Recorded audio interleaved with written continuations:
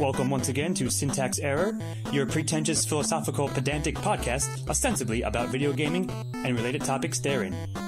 Warning, this podcast contains mature language, content, and spoilers. You have been warned.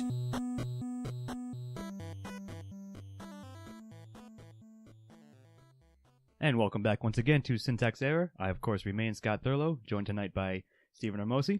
Hello. Sir Jonathan Ian Manzer. I am always, as always, tone deaf. And Captain Christopher Morgan. I am here. Yes, and speaking of tone deaf, tonight's topic is going to be soundtracks and sound and audio design in games. We'll sort of try to do a brief history and give credit to as many composers as we can pronounce their names and remember and have looked up. But just sort of the general, some of the articles we did for research sort of point out the fact that sound design is sort of an underappreciated aspect of games, or can be oftentimes. But when it's good, you'll notice it, and when it's bad, you'll notice it. But there's sort of subtle things, nuances that can be contained within it that elevate a game even almost subconsciously.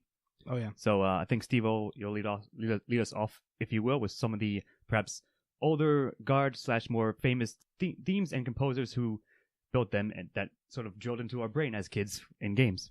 Sure.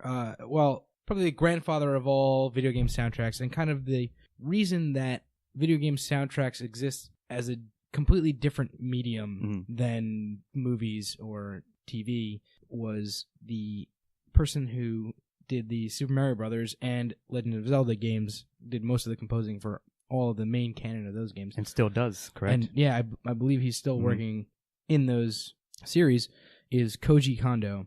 If there's one thing I could say about the Mario music, and even the Zelda music as well, but probably more so the Mario music, is that I will never, ever, until the day I die, can't forget it, Yeah, I couldn't forget it if I tried to. Sure.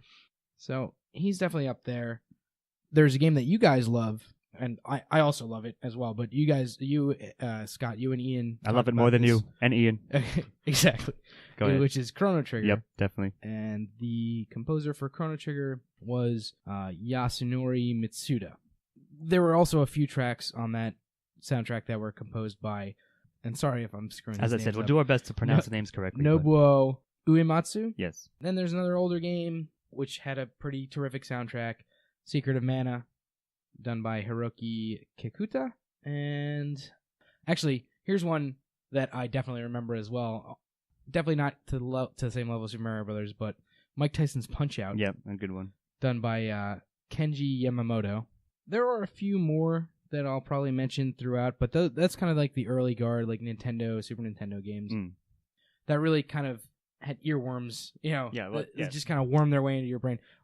Also, I don't think we have the unfortunately the composer of this one, but Tetris was one of those types of games where I'll just probably never forget the Tetris theme, It's one of my favorite, especially the Russian theme, who I forget the actual title of it, but the Russian theme was fantastic. Yeah. For sure. There is a rap duo named Dwayne and Brando.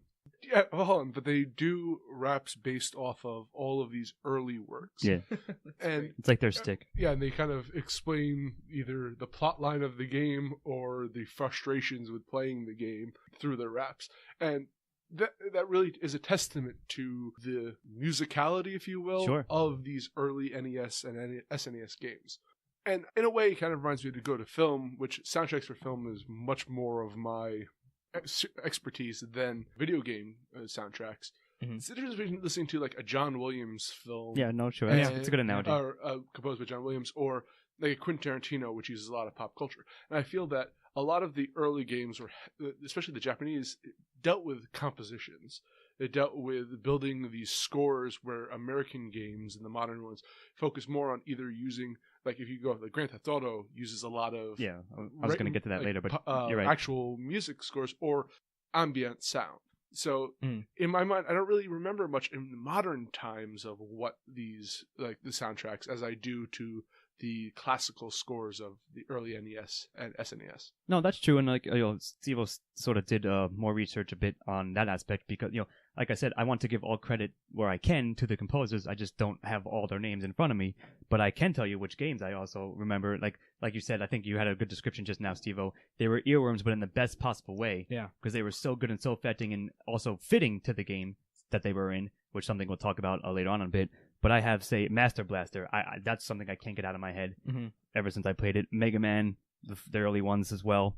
Like the Holy Trinity, as you said, sort of is like Super Mario Brothers, not Link to the Past, just the Zelda series. And so I mean, those were the early ones that came out for the system, at least that we grew up with, and you remember them because you played a shitload of the same game with the same music, but it was so good that you kind of can't forget it. Metroid. Yep, Metroid is a good one. Yep, I missed that one, but perfect addition. And the music for them was it was repetitive. Sure, and or at least it looped back eventually because you played the same level or whatever, the same section of the game so many times. Mario, the first Super Mario Brothers was one of the first games that changed the music by level. Yeah, had music that fit the levels and even changed the music when certain things happened to your character. And this is like if you got the star, it sped up the music, or at the end of when you were running out of time, the music sped up. These are the types of things that you kind of take for granted now, but at the time they were revolutionary because the only actual soundtracks that existed before that were kind of they kind of followed a cinematography and I see what you mean aspect. I see what you're getting at, yeah. Where they were just kind of window dressing for the section of the game that you were at, as opposed to interacting with you playing the game. Right.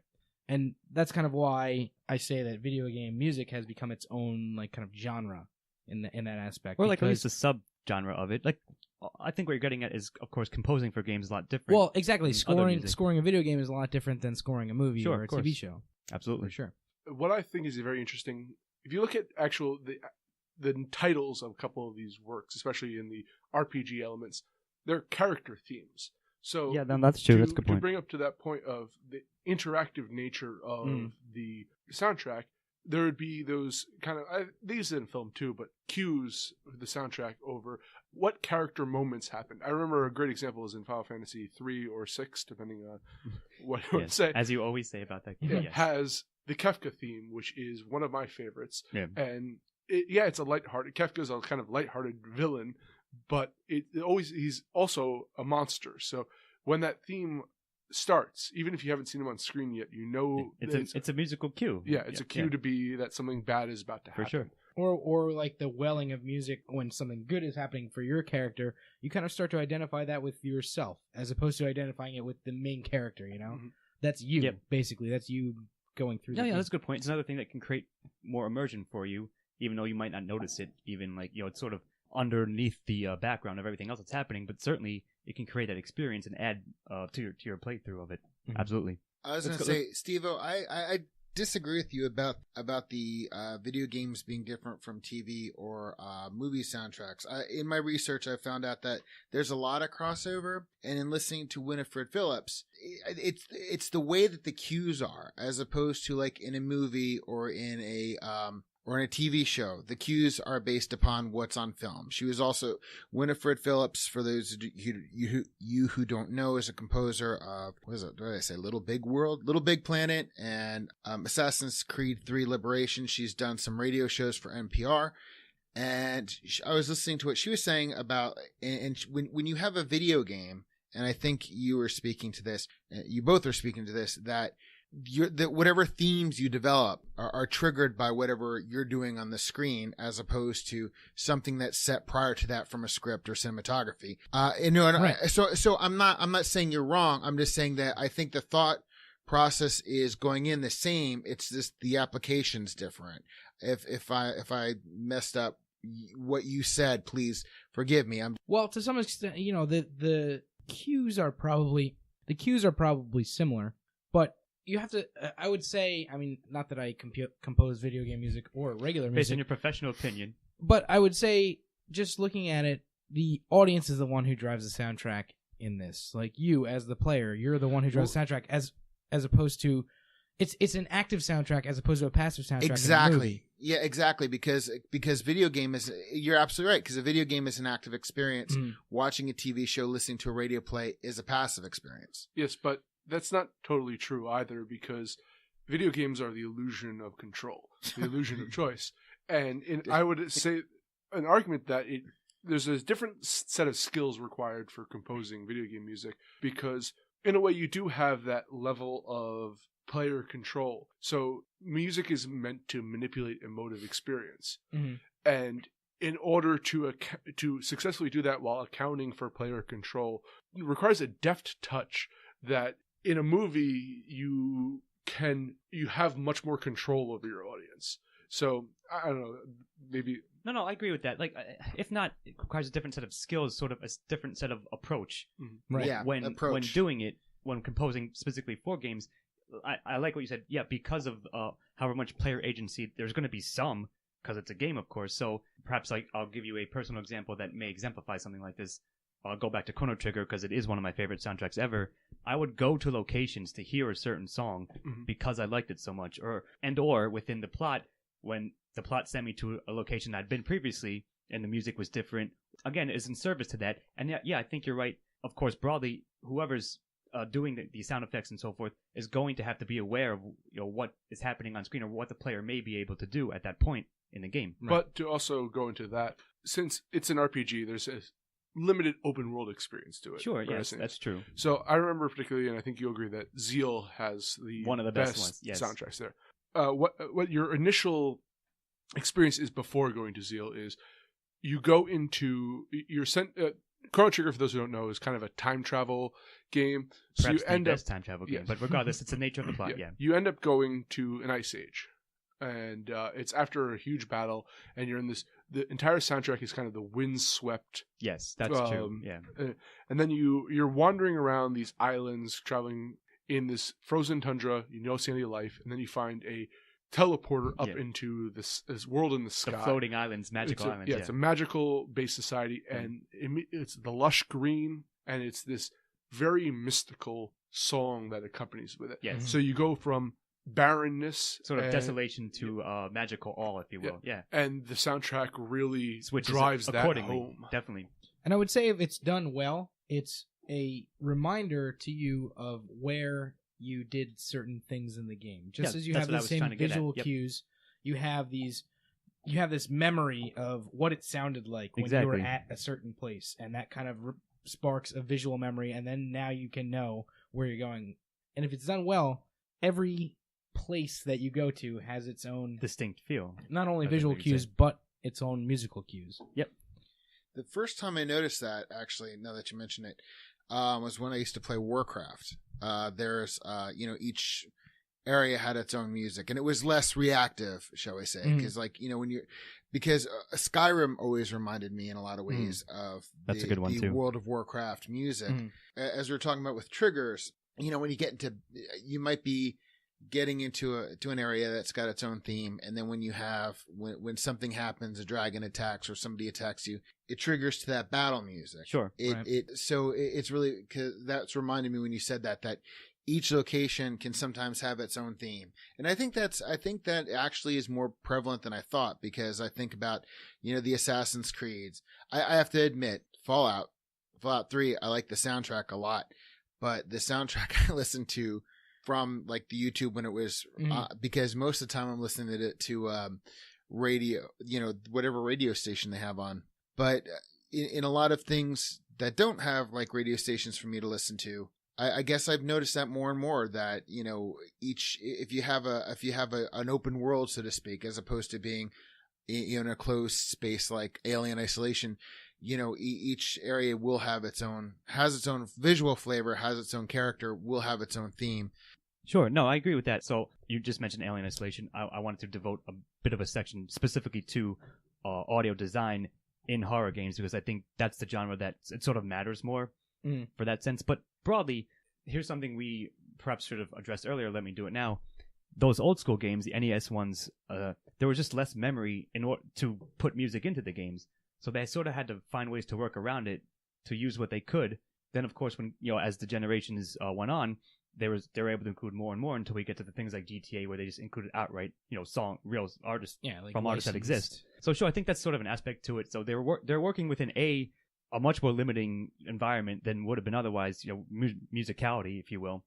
And then, but once the technology allowed them to include more, it sort of opened up to allow for things like Tony Hawk and stuff like that. But I don't know if that was a good thing. Maybe it was that it had growing pains or transitional pains. No, sure, but even that, for instance, in Fallout, they have the radio with all these real world songs. Fallout 3, there were, what, 6 songs or 8 Maybe songs? 8 Something like to that? 10, something like There's that. more than that. It's about probably 10 or 12. Yeah, but Sure. it sounded like there was one song Well, constantly you know, playing. I noticed that with these things, they kind of run in cycles. Like every time you play, Yeah, you'll well, of pick course, up like you'll pick up 8 songs more than all 12 songs, or 6 songs. You know, things will repeat a little more. But No, well- I learned to shut off the radio because I couldn't stand it anymore. And I've actually had, when I was playing Fallout 3 back in the day, I had housemates who were complaining about having to listen to the same song. That's funny. repeatedly. No, that's a really funny point. I'll just sort of add on to a bit, or you go ahead and you finish, and then I'll tell my little anecdote about that. Well, you do your anecdote, and then I'm going to Okay. come back. It's a perfectly valid point, and that's what happened to me. So, what I did in Fallout 3 was limiting listen to the radio. So I listened to it for a little bit, then turn it off. And the atmospheric soundtrack to that game I actually preferred more because it made more sense in the desolation of the world. But every now and again, I'd pop on the radio, you know, and enjoy a jazz tune or two. But I will say, I'll go back to GTA a bit. Similarly, back in college, I was playing Vice City, I believe. I played it a lot, and it was my roommate's, like, I was borrowing up, you know, basically using his setup. So he eventually got so sick, but he's like, dude, all I hear is explosions and 80s music and cursing, like, constantly. Can you please stop playing Vice City so much? So I was like, yeah, I get it. Like, I could see how that would be annoying if you weren't actually playing it. But I mean, to me, I enjoyed it because I was immersed in the world. Well, the funny thing about Vice City, and that was and what we were talking about with Fallout, how, you know, you always seem to listen. Sometimes you listen to the same 6 songs again. In the GTA games, I have to say, they're very secular. Cyclical. Thank you. You'll get there. Yeah. They may have like 12 or 16 songs, but you always hear them in the same order. And like when I was playing Sure. Vice City, the 2 things I listened to were the Latin station and the talk station. Because the one guy was talking about the one guy was Nobody awesome. listens He to the kept talk talking. station. I did. He was talking about doing a play with manatees or something like that. Yeah, well, that's GTA. They always have But- ridiculous but- stuff like that. But in GTA 5, what was it? The other one, I was listening to the reggae station. Yeah. So Yeah. Sure. But that was the point I was going to make, that the best part I felt about the early GTA games, not 1 and 2, the 3 and on, were Laszlo. Yes. I agree. It's He was funny. fantastic, but the original content that they produced. Yeah, if I wanted to, like, for those of you who live in the New Jersey, New York area, if I wanted to listen to the same 5 songs on repeat, I'll just put on Q1043. Sure. I mean, yeah, that's a good point.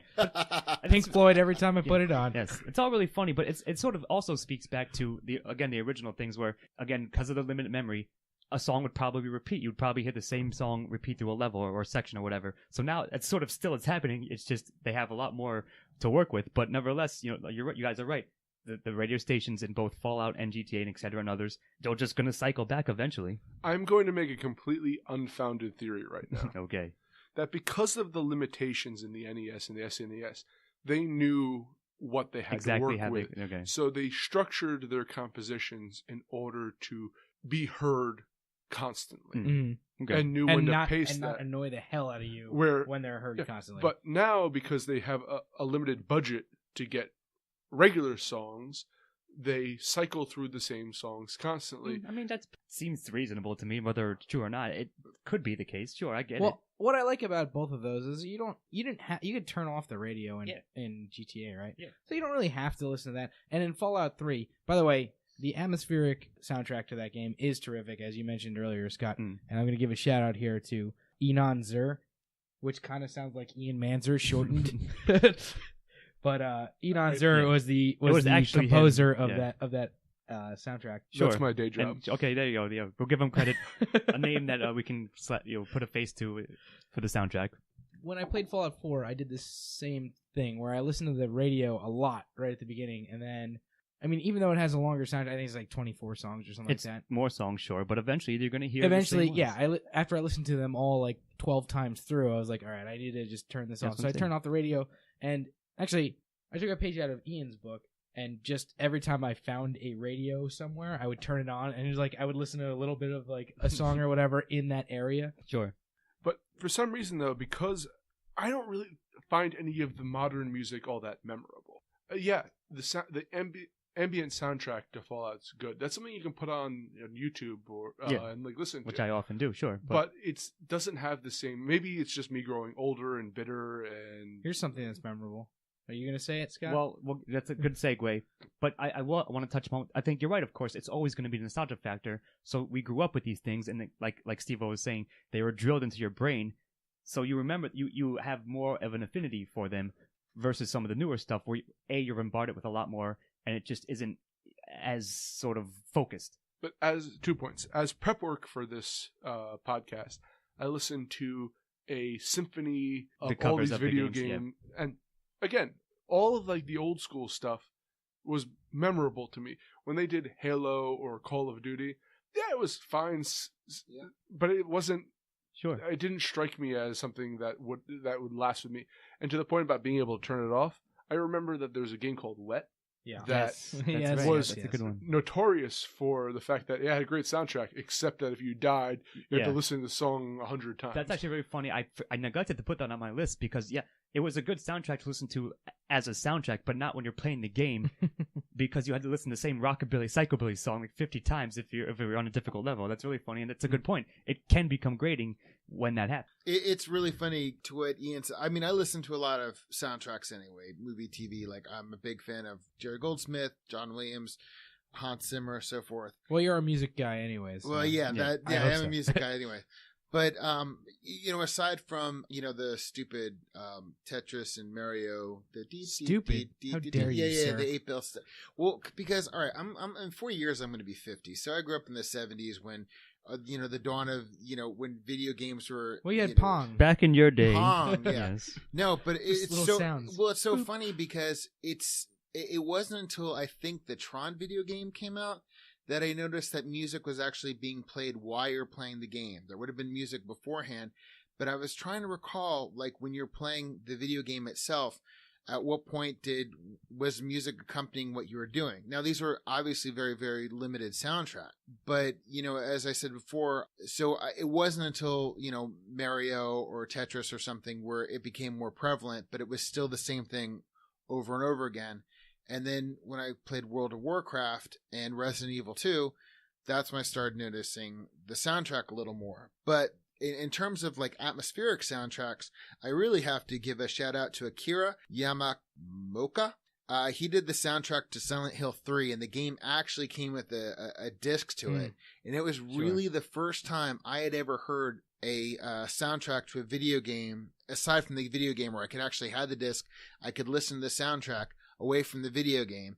And it's just, in my lifetime watching all this and how, in my iPhones now, on the way over, I was listening to the Mass Effect 3 soundtrack, and it's just amazing now that, for every, bad soundtrack, how memorable certain things are, and that video game soundtracks are in of themselves like movie soundtracks and TV soundtracks, where you can go and pick these things up on iTunes or whatever and listen to them and their quality. So you're kind of the opposite of Ian, who just labeled himself the curmudgeonly old man in the room, despite the fact he's the youngest person here. Well, he usually does, so that's fine. I've kind of grown to know and love that about him. To actually go back to your point about Silent Hill, and to go to your point that you tried to make, like, however long ago, about horror games. There's an old joke that try watching Halloween with no sound or on. any one, but especially that one, sure. It's much less effective without a good soundtrack there. Now, granted, I don't particularly remember many of the horror game soundtracks, but the ambiance to Silent Hill, although again, a really good one, actually. The visual, the audio cue of an enemy approaching with the radio getting staticky was a perfect mechanic, for sure. Mechanic to a soundtrack mechanic, even really, for sure. And a lot of horror, like with a jump scare, you always have. Like I remember Resident Evil, the first one, you would always have that dun as something was jumping through a window or about to come out. Really quickly, was Silent Hill? I think it might have been the first game that had like directional, I believe, audio. So like you could know where something was coming from. If not the based first on one, the first one to popularize it for sure. Sorry, go ahead. I just wanted to. No, but I think that it's an incredibly important element to horror games to have a great soundtrack. No, you're right, and that's what I want to sort of like sub-explore a bit for that specific genre. Yeah, I have like Dead Space. I spoke about Layers of Fear on our Walking Sim episode. Same thing. Outlast had really great sound design, so you could hear footsteps would get louder as an enemy got closer, and you'd be hiding in a closet, whatever cabinet. Same thing with Alien Isolation as well. I think it's just that because of the nature of that genre, like you said, even in films, sound design is so much more important for an immersive and scary experience, or at least attempting to give you one. So I think, Silent Hill was sort of a template-ish. Yeah. That people realize, developers and audiences realize that it could be a big part of the game and add to it a lot. That one kind of took horror ambiance and music into the modern era. Yeah, I would say, agree with that. Like, of the way that horror games I think are that made. and Resident Evil is Yeah, probably the same. that's actually the point I was just going to make, that they took the spectrum of Mhm. horror and Mhm. did it perfectly on both ends, where Resident Evil was kind of action-oriented with jump scares. Silent Hill did ambient, especially Silent Hill 2. Atmospherics, yeah. Atmospheric Sure. terror. Yeah. But to the point of sound design also, I can't believe I'm bringing up this game again. We just talked about Walking Sims. Unfinished Swan had one of the greatest jump scares I've had in a while. No, I know. Unfinished Swan? Soundtrack-wise, sure. Because Go on. it was the most That effective makes use of the audio in the controller, in the PS4 controller. Mm-hmm. They had this one horror level where you were in the dark forest and spiders would come down. The audio would not come from your TV. It would come from the controller, and it would come down, and like it's just so unnerving to have an audio coming from a completely source you're not Yeah. expecting. Alien Isolation did that, didn't it? Yeah, it did, and also Layers of Fear too. If you get close to some things, sometimes like a ghost or whatever was happening in the story, it would be playing through the speaker in your controller, which yes is unnerving. Like you don't expect it, and it can again lend to the atmosphere, specifically in a horror-ish style game for I sure. kind of like that, giving it a whole different kind of feel, like cutting off the audio from the TV and putting it into your freaking hands, basically. Yeah, sure. Like You know? it can be a gimmick, or it seems like it should be, but again, when handled well, it It can can be add to done the well, for experience. sure. It's really funny listening to this because I said before about Warcraft and Skyrim, how music is used. I mean, to this day, how long has it been since I played Red Dead Redemption? But when you're going on a bounty, the dun dun dun Sure. dun, you know that. But when we're talking about games like Dead Space and Alien Isolation, two of the games that scared the shit out of me, based on sound design, because Alien Isolation had the benefit of many years worth of technology, Many years of you being terrified of aliens, too. Yes. yeah, where you really got the sense that something was behind you when stuff would come through the speaker and your Yeah. and it's really funny that we're sitting here, and before we did this podcast, I looked up the soundtrack to both of them. I hadn't bought them or listened to them, and because all of a sudden it was the time where I noticed if I'm going to notice anything in a movie, most of the time, soundtrack will come barreling through. And now that I think about Alien Isolation and when I think about Dead Space, I can't really remember the music to them. I remember the sound design. That's what I'm trying to say. Sure. Yeah, no, I know you are, but I'm just, that's what I was saying. For somebody who does pay attention to soundtracks a lot and certain things are still stuck in my head, I cannot for the life of me, except for Jerry Goldsmith's music that they took from the original Alien, I can't remember any music from Alien. Well, you don't have to remember music. You have to remember the audio sounds that scared you. It's kind of all about how it makes you feel. Like at this Exactly. point, it's about the music from earlier games were about getting into your head and like making you remember that music. Sure. I think more so now, it's kind of the feeling that you get from listening to it. All right, may I derail this current topic? Only and introduce briefly. another one? I have a question to ask you all. Okay. Oh, I suppose. What's the most effective use of a pop culture song in a modern game? I think the original Borderlands, using Cage the Elephant's No Rest for the Wicked, because they limited it to the opening scene and set a tone with that song.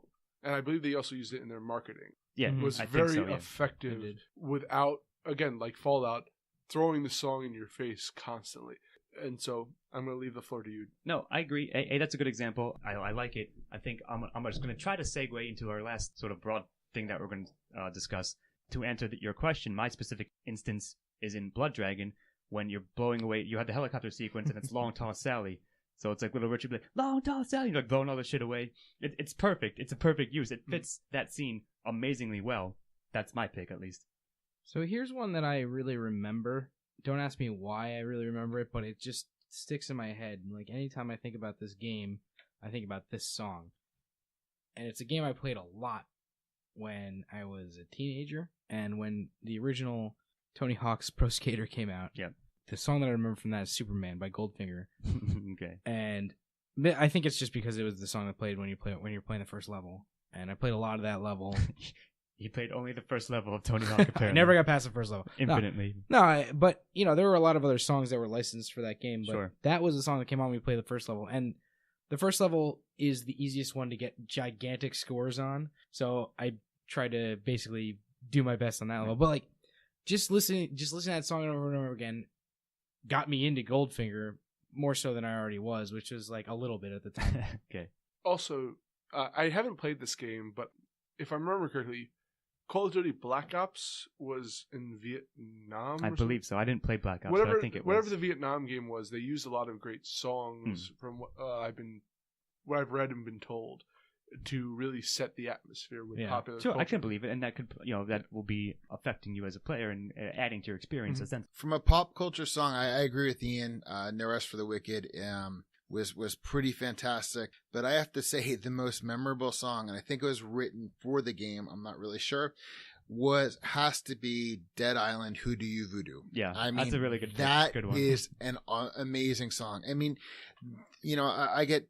I'll pick out songs from, like Wed or GTA that I like, and I'll download them. But I mean, Who Do You Voodoo is just such a magnificent piece, because not only is it a great song on its own, but it's also a song sung by one of the characters, Sam B, that you get to play, and it makes perfect sense within the game. And in Dead Island too, there's a whole is it Riptide? Yes, Riptide. In Riptide, there's a whole quest based on that song. Yeah, well, there's two things, right? So the original Dead Island had Hoodoo Voodoo sung by a character in game. Then in Riptide, there's a little side quest where that song is absolutely blasting from someone's stereo, thus drawing all the zombies, and some MC's like, "Sure, turn that goddamn radio off. I'm singing this fucking song." And then there's a different song that your character sang. It wasn't as good as Who Does You Voodoo, but it had a zombie theme rap song to it. So yeah, you're right. That's a good one. That's a funny pick. Yeah, and I always played Sam B in both those games, so it was kind of he was extra role turn playing, that shit off. I'm like, hey, I'm like sitting here going, "That's my song, motherfucker." It's my song, bitch. Literally my song. So yeah. That's a good one. That's funny. And so let's flow into this. The next big one is newer games that tap into that retro style feel.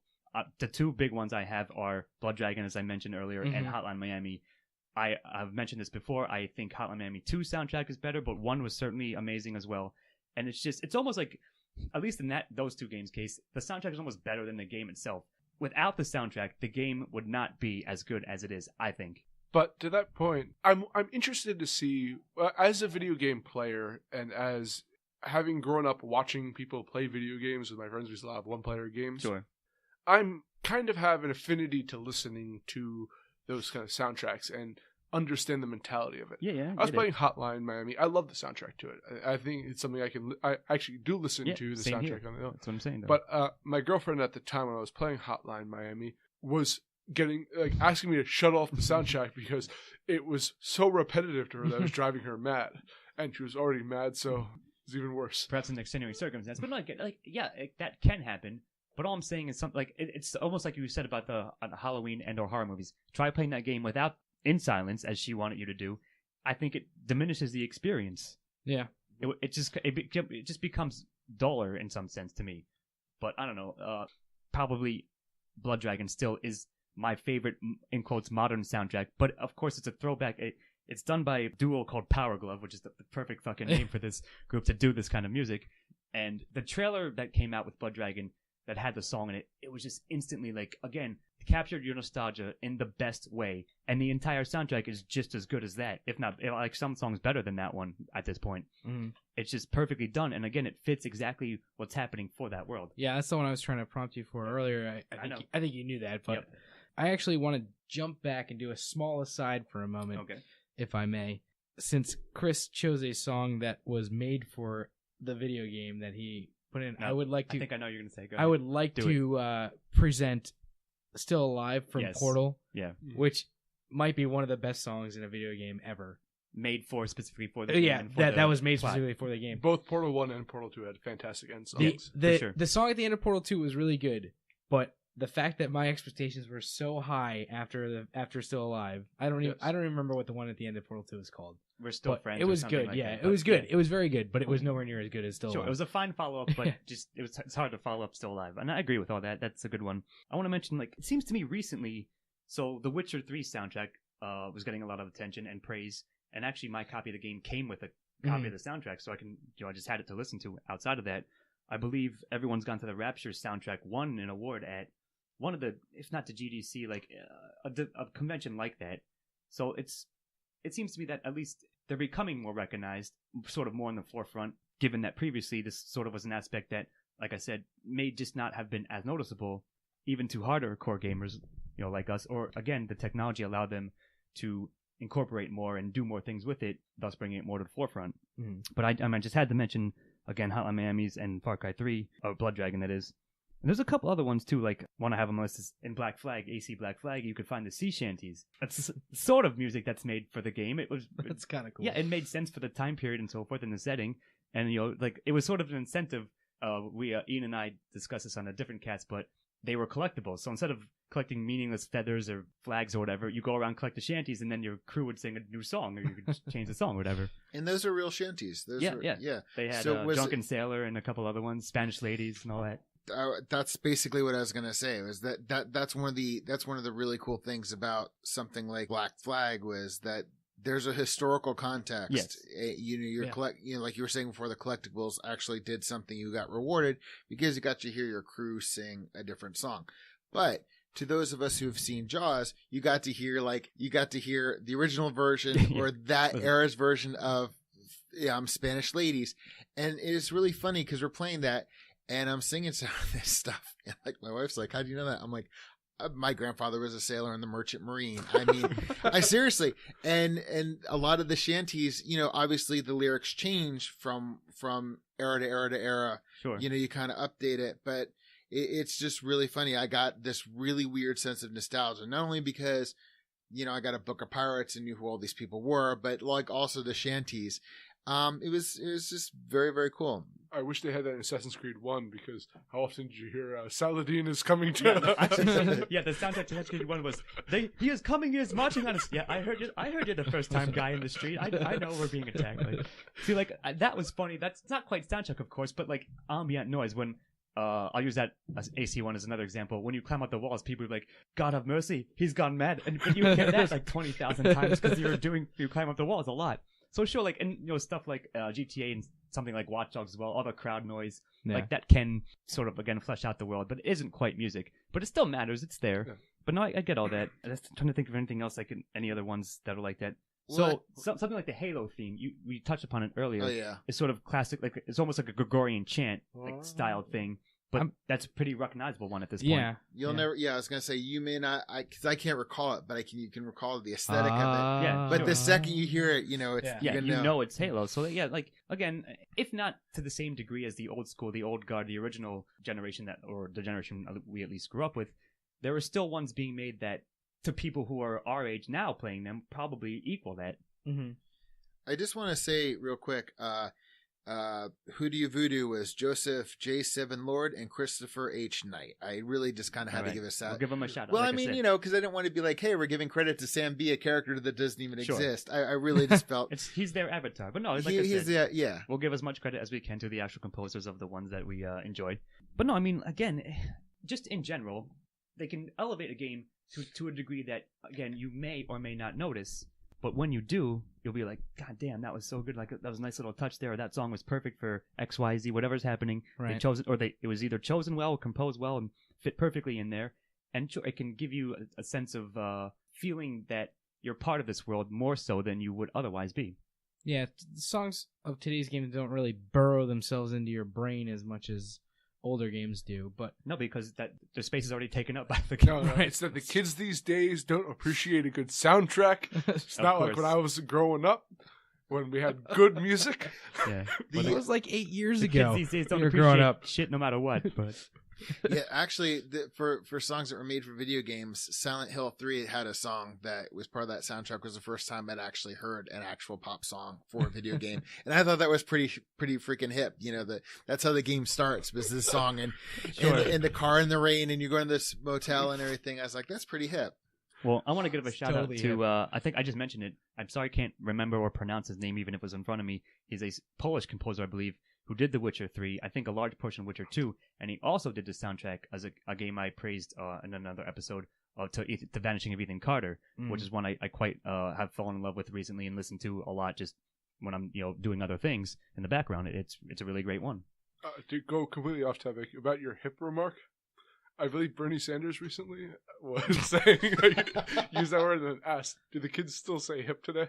So what was the answer? Well, the 46-year-old kid in the corner over here still uses it. Yes, I don't use Groovy anymore. Well, never did use Retired Groovy. Groovy? In the 70s, never used Groovy, never wore bell-bottom pants. all right. Well, Well, good you to were know. like 4 years old at the time. Yeah, but I do have to say, in terms of giving shout-outs to one of the composers to Mass Effect 3, because there's like 4 or 5 of them, was Christopher Lennertz, and he's done a lot of soundtracks, and one of our favorite shows, Supernatural, his music When really... you say "our," you mean you and your wife. Yeah, me and my I'd like wife. to make that very clear. Sorry. snob. And he also did the music to Gallivant, which we just watched the second season of, probably the last Too bad season. those aren't games, but cool that he did that. No. But what I'm saying is, he's also done Sure. Godfather, Quantum of Solace, Simpsons, Medal of Honor, European Assault, James Bond 007. So I'm just saying that, like, to one of my favorite video game soundtracks, Mass Effect, to some soundtracks that I noticed, like, on TV, this guy has definitely, impacted me. He's So- all over the place. Sure. Yeah, Fair enough. no, what I'm saying is I can appreciate his talents in a few different... Sure. So does Read anyone this. have any others that they can think of or that want to add? I've got one more, but I'm going to wait. I'll save it. I'll save mine to the end as well. I had a couple. Are we giving shout outs here? Is that what we're talking about? Generally. I had a couple more that I had on here. Actually, one of the 2 women that we had on this list. The first one did the soundtrack for Mega Man 1. Yep. Which I failed to mention earlier, which I felt bad about.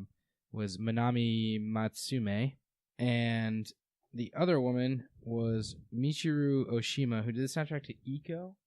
I remember Eco, yeah. I don't remember the soundtrack very well because I never owned the game, but I remember of it. Sure. Is that the one that's the companion to Shadow of Colossus? I think so. I see. I never played it, but she was on like a top 10 list, Sure. along with the guy that did the Shadow of the Colossus soundtrack, who was named Ko Otani. So those are all the shout outs that we can possibly get. We'll probably just try to get all of them on the horn at some point. Yeah. And We're going to have them talk write to a him. new Syntax Error theme for us. Are you going to butcher their names while you're on the phone with them? I know. I'm going to ask him how they pronounce their names first. He probably will. What do you got, E? My shoutouts are Earthbound, Mhm. which I don't think we mentioned. Nice Ooh, one. nice. Yep. Yeah, good one. And Echo the Dolphin. All right. Speaking of, Oh, Yeah, Eco yeah. and Echo. yeah. Yeah. Rapid succession. Not bad. Yeah, that was a really good one. I neglected to put it up, look it up, but I definitely have to say that the soundtrack to Red Dead Redemption is probably one of my all-time favorites. I can absolutely, positively, I can't sing it to you, but I can definitely recall. Please don't, but we believe you. No, when you would go on a bounty, Yes. the little bass-driven stuff. So that's definitely one of the ones that stuck into my mind. Well, the DLC to that had its own song recorded for it. Yeah, correct? and it was amazing. really That's true. It good. had a zombie, again, a zombies theme specific one. It was really good. And Sonic the Hedgehog was also a great. Yeah, soundtrack yeah, as good well. call. That's true. That's almost equal to Mario. Yeah. And Chris, I thought you wanted to mention Oh, the yeah. Batman series or the Arkham series. Oh yeah. Well, yeah, you can't forget the Batman or Arkham series. And I did look up those composers, and it seems that the man named Ron Fish, worked on all 3 of them. David Buckley assisted him on Arkham Knight. And I'd be remiss, speaking of Batman games, as Lego Batman is still one of my favorites. They use the from the Warner Brothers movies, Shirley Walker and the man from Oingo Boingo, whose name I'm blocking. He's done 800 soundtracks. God, Whoever that damn is it. gets credit. Yeah. Shit. I'm gonna look it up. Just bear with me. No. I'm going to speak about something while he does it, at least. And Stevo perhaps can jump in as well. One of the most recent games we played that had both real songs from the era that it is set in and also sort of atmospheric ones, The Phantom Pain. You can find cassettes. Yes. So they have like The Man Who Sold the World, which is awesome. They have She Blinded Me with Science, which, a real quick anecdote, a nice organic moment happened to me when I unlocked the wormhole Fulton thing. So I was just sticking around. 2 soldiers in a truck rolled up. I Fultoned the truck away, so it was going into a wormhole, and they were like, no, they were like, the alert came up. They both looked at me. It went to reflex time. I shot them both in the head with a trank, and I realized I had just blinded them with science. And Excellent. shot them away. But no, and then it has like the one's called Scouting Barren Lands. It's just nice atmospheric. Yeah, the atmospheric music in in the that is really background. good as well. But I was watching you play. I forget what song was played. It was in '80s, obviously, and it was totally out of place for the actions that were happening. I tell you what it was. Yeah, see, conversely, I'm getting that you can create like weird little narrative distance where I'm sneaking through like a stronghold in Africa, but Gloria is now fucking like, it can be ridiculous. So you have to pick and choose, sort of, you know, here and there.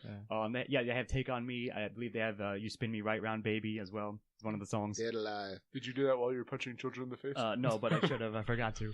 Okay, I'm going to cut in for a second because if anybody's listening, is probably going to be screaming, "Danny Elfman, you asshole!" So it's Danny Elfman. Oh, Danny Elfman. Danny Elfman. I could, of all the people. You're right. He doesn't get credited enough. Yeah, exactly. And Red Dead Redemption, Bill Elm and Woody Jackson. You guys did an incredible soundtrack. Shout out to them. But sure, like, you know, it can lend itself to your experience, and especially in the case of, I was just saying about Metal Gear, you can always tailor it to yourself. Another good thing that I like to do is, of course, Ride of the Valkyries is one of the things, one of the songs you could find. So if you're trying to do something epic, you just always throw that song on. That may have been pretty good. Can I say one thing randomly? Speaking about pop songs and getting back, I meant to mention it during Fallout 4. There's like these middle America, you know, white Bing Crosby. Do you notice how sexist those songs are? Yes, that's why I love them. Holy shit! I'm like sitting here going, okay, is this? I mean, it's like there's this. Yeah, that's why it's funny. White America bred pro-Christian safety. You know, was it? They read the good book from Friday to Monday. Yeah, but didn't you see Gamergate? The entire video game industry is sexist. Yeah. So, well, no, actually. Yeah. At least we mentioned 2 women on this episode who are included in the games. But no, I mean, all joking this aside, I just think that soundtracks can, of course, be almost its own layer onto a game. And when done well, again, in whatever game and setting they're trying to have, certainly it's an aspect that can change your experience, hopefully for the better, or when just pulled off poorly, you'll be like, yeah, it was a good game, but fucking sound design was terrible, or there's something off about it. It was annoying to play. I listened to something else. Maybe you turn off your games and listen to our podcast if it's a shitty soundtrack. But you know, everything we just said. So you turn off your game for a shittier soundtrack? Yes, exactly. Hey. Or at least a different one. So I think with that, anyone have any closing thoughts or anything they forgot to mention? Want to now? I think I got it all out. All right. Well, from here, all of us here at Syntax Error, I'm Scott Thurlow, joined by Stephen Amosi. Have a good night. Jane Manzer. When it comes to soundtracks, I'm turning Japanese. I really think so. And Christopher Morgan. Thank you very much. Keep listening. And this is the sound of silence. This has been Syntax Error. Thank you as always for listening, and we will see you next time.